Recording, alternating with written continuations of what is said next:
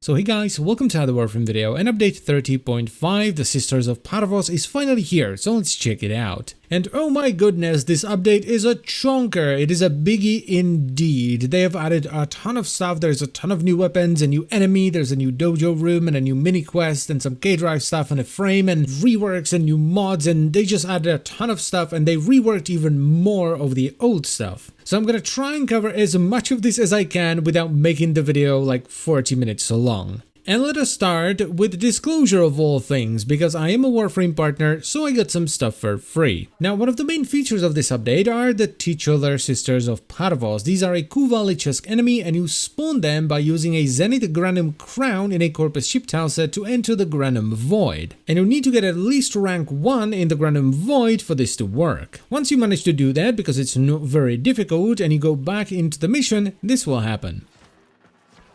Brother? Another candidate steps forward in the hope of admission to our sisterhood. You have proven yourself many times over. Let us see if you have steel in you.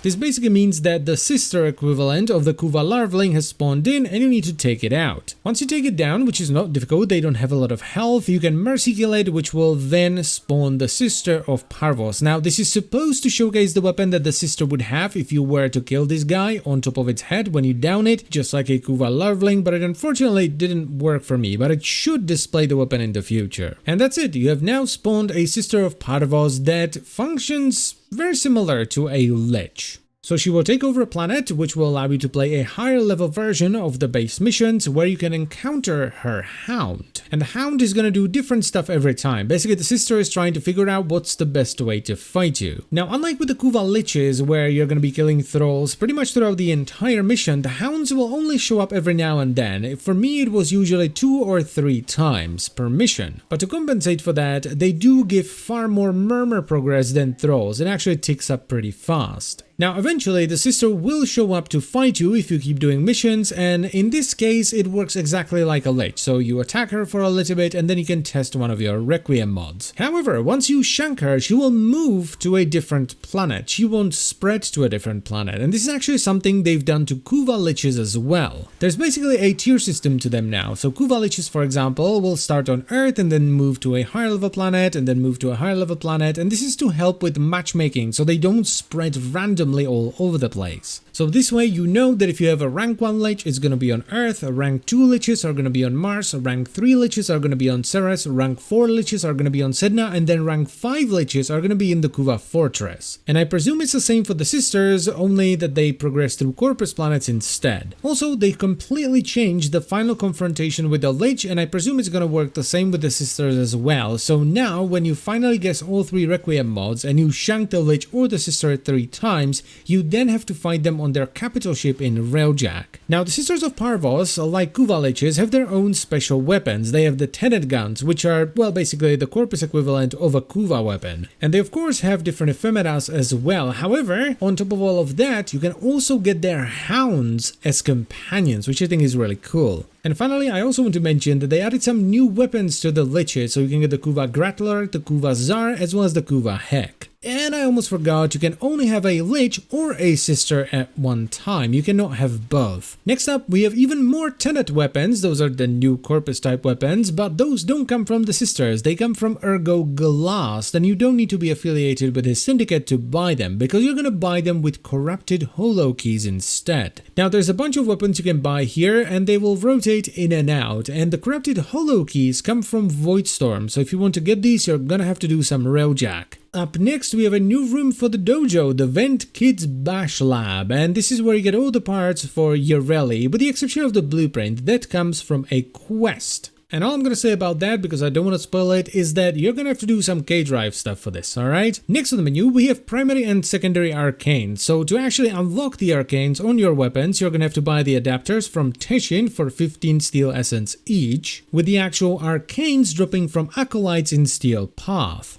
Now for the time being, we have 3 primary and 3 secondary arcanes, and they're pretty much the same. We have Merciless, Deadhead, and Dexterity. Merciless activates on kill and it gives you 30% damage for 4 seconds. It stacks up to 12 times, as well as 30% reload speed and 100% maximum ammo. Deadhead activates on a headshot kill and gives you 120% damage for 24 seconds, stacking up to 3 times, as well as a 30% headshot multiplier and minus 50% weapon recoil. And finally we have Dexterity, which activates on a melee kill and it gives you 60% damage for 20 seconds, stacking up to 6 times, as well as 60% holster speed and 7.5 seconds of combo duration. So they're actually pretty strong unless you're fighting one really tough enemies, because, well, they all activate on a kill. Next up we of course have the newest frame, Yareli, that you've been watching some gameplay from for a little bit, and she's kind of like the water bubble K-Drive frame. She's basically, in the lore, she's kind of like the one that inspired all of K-Driving. She's the reason why K-Drives are a thing. And I really don't have much to say about her because I've only played a few missions and I've mostly been faffing around on her K-Drive. So moving on, we have Galvanized Mods. These are kind of like mods plus. They drain a buttload of capacity and they're basically a slightly worse version of the original mod, but they have an on-kill effect on top of it. So overall, they are much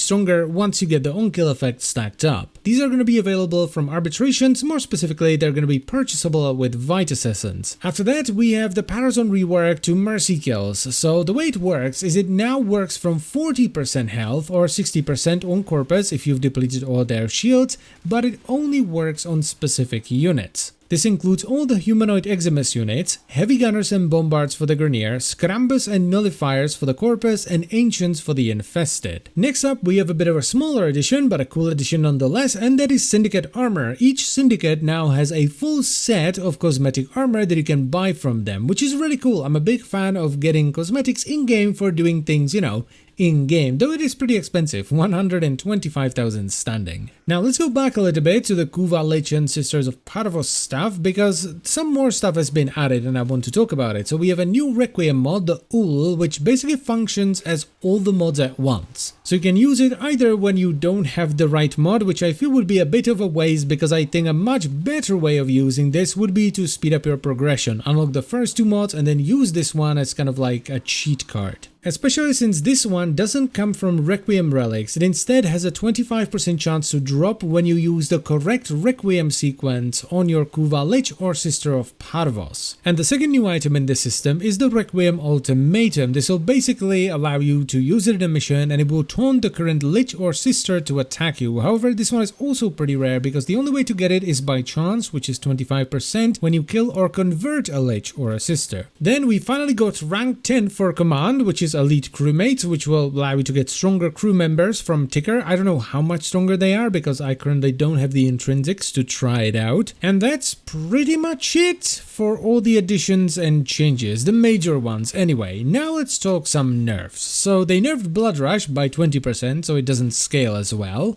And they've nerfed Condition Overload by 40%, and it's also capped to 3 status effects for the same reason. Then they've changed Berserker to Berserker Fury, so it doesn't stack with Fury and Primed Fury anymore, and it's not that much of a nerf. It gives you 70% attack speed rather than 75%, but it now activates on melee kill rather than a crit. Then we have glaives, and those have been kind of nerfed across the board. They've increased the heavy attack wind-up speed so that it's double of what it used to be, and they've nerfed the damage on quick throw quite a bit. So you're either doing meh damage, but you can do it fast, or you can do good damage, but with a bit of a wind-up. And the final nerf is the Kuva Nucor and the Vermisplicer. So the Kuva Nucor will now chain to 2 targets rather than 4, and the Vermisplicer will chain to 3 rather than 5. And that's kind of it. Oh my god, it's so easy to miss something because there is just so much. I know there is more weapons outside of the Lich and Sister system. There are some like normal weapons, there are some cosmetics as well.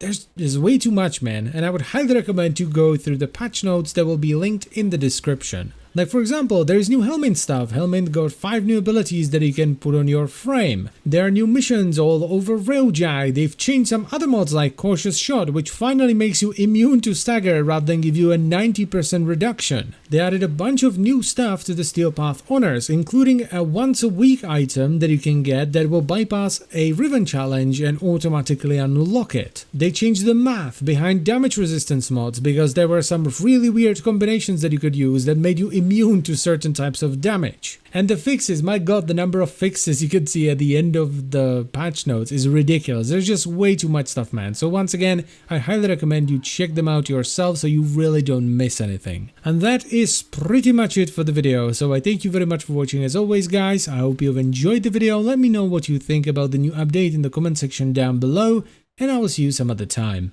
Bye bye.